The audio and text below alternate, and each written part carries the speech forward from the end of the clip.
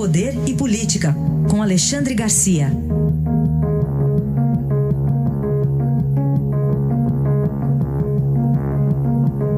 Alexandre, bom dia. Bom dia, Raíssa. Bom dia, Carolina. Bom dia. Ontem você comentou bastante aqui a questão daquela orientação que o ministro da Educação deu para que o hino nacional fosse executado nas escolas de todo o país, com filmagens. Mudou um pouco essa orientação, né, Alexandre? Mudou. Ele mudou a orientação sobre filmagem, falando do óbvio, né? A gente está perdendo tempo com o óbvio, é uma coisa terrível. Eu fico imaginando assim, nos Estados Unidos alguém discutiria se criança deve ou não cantar o hino? Ou na França, né? Tem cada coisa aqui que eu não entendo. A gente perdeu um tempo enorme com a história de costume, a menina vestir rosa, o menino vestir azul, né, quando bebê, né? E a gente está perdendo tempo com isso, é incrível. Agora, a história de filmar criança também, né? Não houve nenhuma discussão, houve pequena discussão sobre aquelas crianças apalpando o homem nu deitado lá naquele museu, né? Agora está essa discussão toda por causa do hino. Eu vejo as filmagens de desfile de crianças na Semana da Pátria e ninguém pedindo autorização se pode filmar ou não pode filmar, né? Agora está se discutindo isso. A coisa mais óbvia do mundo é uma escola ter uma bandeira todos os dias no seu mastro. Até a bandeira na escola mostra, olha, aqui está começando a nacionalidade, continuando. Eu vou dizer continuando porque eu fiquei curioso sobre a Constituição de 46, sob cuja égide eu cantava o hino aos sábados, ao hastear a bandeira, e cantava o hino à bandeira ao arriar a bandeira na nossa hora cívica. Fui ler o artigo 166, que diz que a educação é um direito de todos e será dada no lar e na escola. Hoje a gente eliminou o lar, né? O Estado é que passou a ser pai, mãe, etc., né? O lar já foi eliminado e a gente está sentindo as consequências disso. A escola é para ensinar e educar, né? Mas em primeiro lugar para ensinar. Em casa é o contrário. Em primeiro lugar para educar e depois para ensinar. Bom, eu acho que de tudo isso, o que a gente tem realmente que discutir é o ministro usar o slogan de campanha. Tudo bem, já acabou a campanha, né? Acabou a campanha, então não é mais um slogan de campanha, mas era. Contém uma obviedade também. Brasil acima de tudo, né? É o que nos une, é o que nos faz uma nação, a nação que foi convertida em Estado, né? Agora, o Deus acima de todos é que eu fico perguntando, que Deus? É o Deus dos judeus e cristãos? Ou é o Deus do Islã? É o Deus do Shinto? É o Deus do budismo? Né?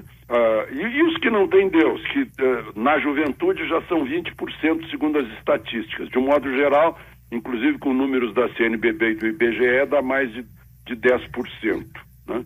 Então acho que essa mistura de Deus acima de tudo é uma tentativa de nos converter em teocracia, como é o Vaticano, como é o Irã.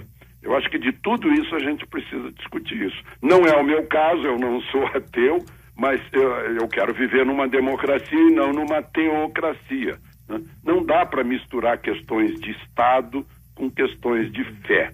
Para mim, eu acho que esse é o ponto mais importante, de maior destaque dessa polêmica toda que começou com a mensagem do ministro da Educação. Ô Alexandre, só antes da gente mudar de assunto com a Carol aqui, essa história de filmar acabou dando ideia para outras coisas, viu? Tô vendo já um movimento aí do pessoal dizendo, então faz o seguinte, já tem o e-mail do Ministério, já tem o e-mail da SECOM, filma aí o problema da sua escola e manda para lá. Uma escola aqui da Zona Sul de São Paulo já colocou de fundo o hino nacional e começou a filmar goteira, carteira quebrada. Muito bom. Deu ideia. Muito bom. O muro caído, o bandido entrando, traficante entrando, né? Professor apanhando, bagunça na sala de aula, né? Até tem algumas coisas que já foram filmadas e percorreram as redes sociais, né? Aquela mulher entrando pelada numa sala de aula na universidade, se jogando no chão, fazendo trejeito. Eu acho que é uma boa solução. Filmar também hospitais, né?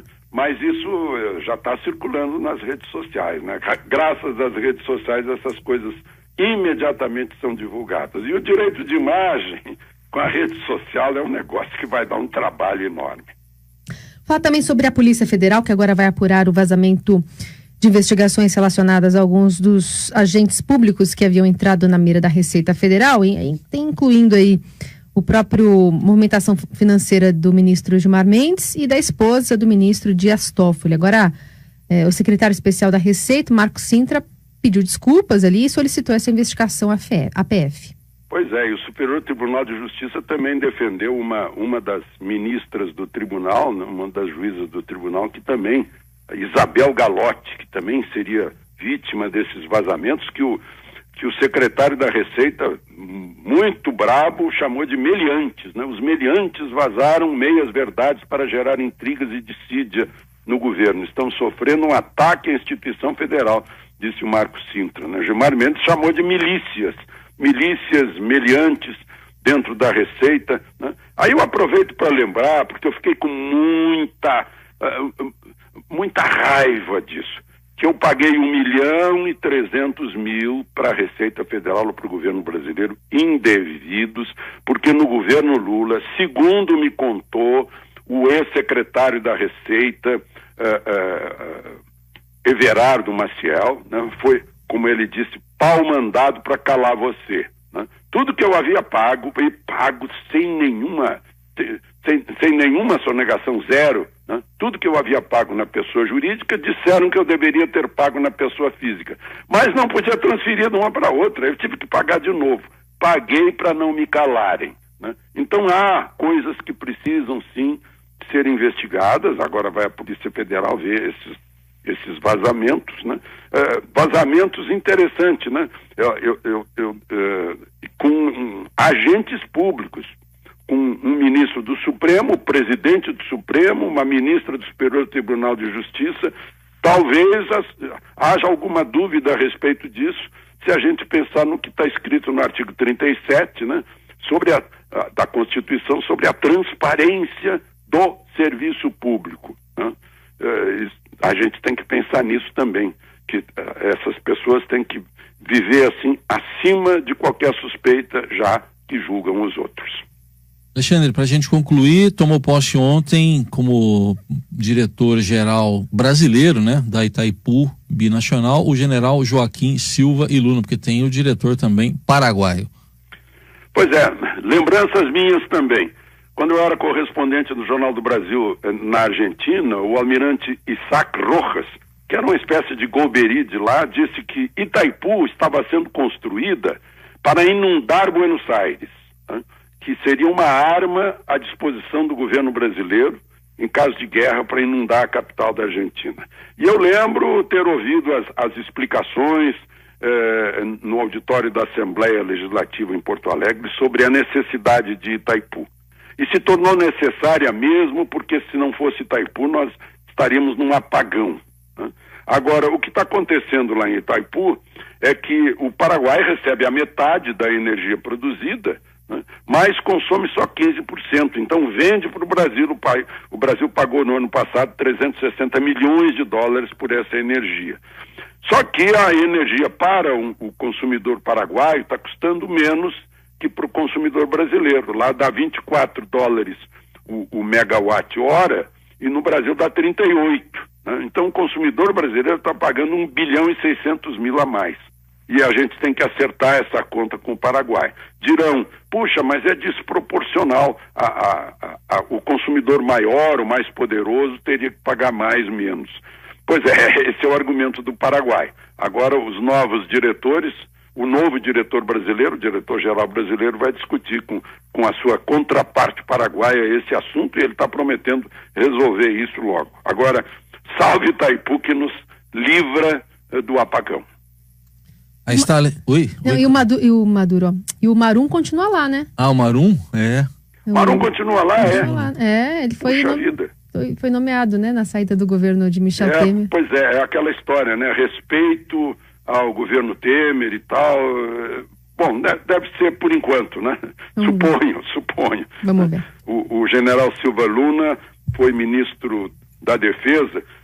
Certa vez no Bom Dia Brasília eu disse que o ministro da Defesa, Raul Jungmann, tinha feito isso e aquilo. No mesmo dia eu entrei num avião para o Rio e veio um senhor lá da frente, por quem eu recém havia passado, me cumprimentou e disse: muito prazer, eu sou o ministro da Defesa e não me chamo Raul Jungmann.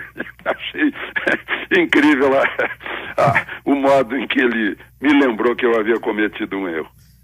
Aí Alexandre Garcia, que volta amanhã ao Jornal Dourado. Obrigado, até amanhã, Alexandre. Até amanhã. A rádio dos melhores ouvintes.